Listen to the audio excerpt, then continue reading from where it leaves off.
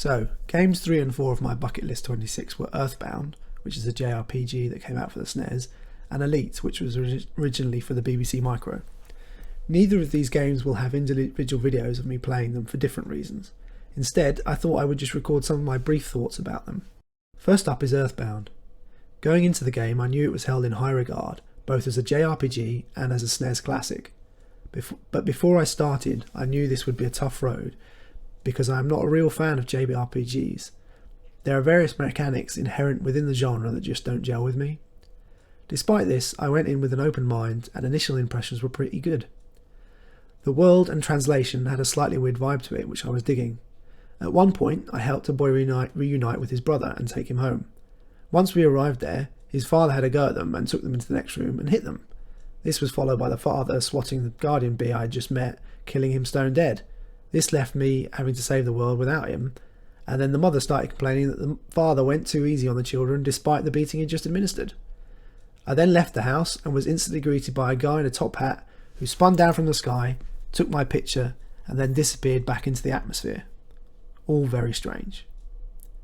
Unfortunately, as I progressed through the game, the issues I have with JRPGs started to rear their head.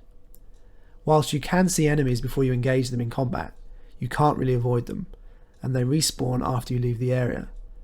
This makes travelling through what I guess are the dungeon areas a real chore.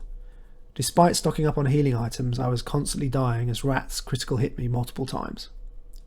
Even after turning on cheats that allowed me to win single battles automatically and giving my character an unlimited cookie to heal themselves, the combat was starting to grate. The final straw came when I had to leave town, and to do so I was required to fight the police chief and his 5 subordinates. All these fights were back to back, and despite probably being over-leveled due to the cheats and having unlimited heals, I was still dying. After the 3rd attempt, I gave up and decided to shelve the game. I know there are those who enjoy this type of combat, but it's just never been for me. I tried as long as I could, but ultimately I was unable to put up with it anymore.